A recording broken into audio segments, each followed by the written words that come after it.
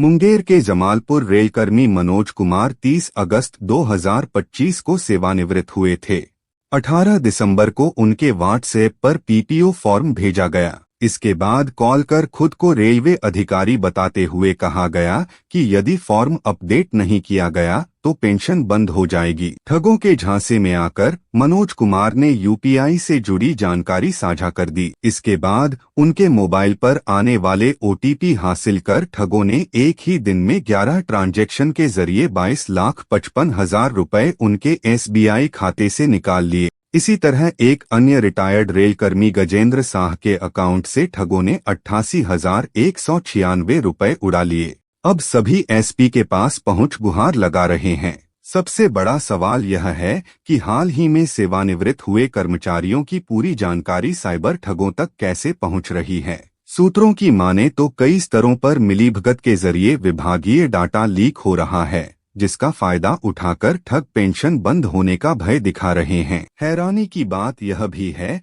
कि एक ही दिन में बार बार 4.99 लाख रुपए के ट्रांजैक्शन होने के बावजूद बैंक स्तर पर कोई रोक नहीं लगी। मुंगेर एसपी सैयद इमरान मसूद ने बताया कि साइबर ठग इन दिनों रिटायर्ड रेल कर्मियों को पेंशन बंद होने का डर दिखाकर ठगी कर रहे हैं। पीड़ितों के बयान पर प्राथमिकी दर्ज कर साइबर थाना पुलिस जांच कर रही है। उन्होंने सेवानिवृत्त कर्मियों से अपील की कि किसी भी जानकारी के लिए केवल विभागीय माध्यमों का ही सहारा लें। व्हाट्सएप या फोन पर आने वाले मैसेज को नजरअंदाज करें और बैंक या यूपीआई से जुड़ी कोई भी जानकारी किसी के साथ साझा न करें। साइबर ठगी के बढ़ते मामलों ने एक बार फिर सावधानी की जरूरत को उजागर कर दिया है।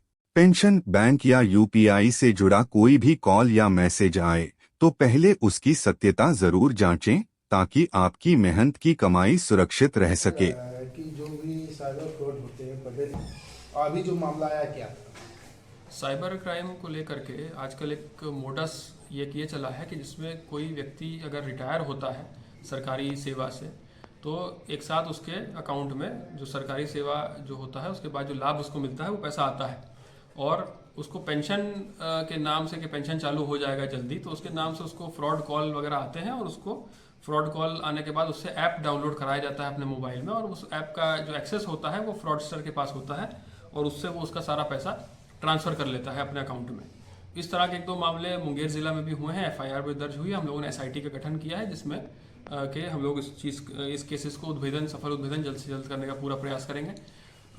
मीडिया के माध्यम से एक अपील हम लोग ये करना चाहेंगे इसमें कि जो भी तरह का फ्रॉड कॉल अगर आपको आता है, ये बार बार आप लोगों को पहले भी हम लोगों के द्वारा या वैसे भी अवेयरनेस कैंपेन चलाए गए हैं, किसी भी तरह की अपनी जानकारी, अकाउंट की जानकारी, आधार कार्ड की जानकारी, मोबाइल नंबर की जानकारी, पासवर्ड्स की जानकारी, एटीएम पिन की जानकारी, एटीएम नंबर की जानकारी एकदम आप लोगों को नहीं देनी है किसी भी मोबाइल के माध्यम से।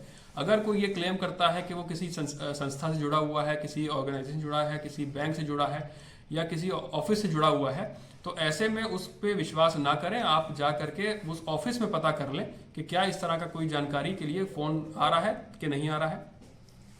किसी भी तरह का फ़ोन अगर आपको आता है कि जिसमें आपकी निजी जानकारी वो लोग मांगते हैं, उसमें एकदम आप लोगों को नहीं देना है।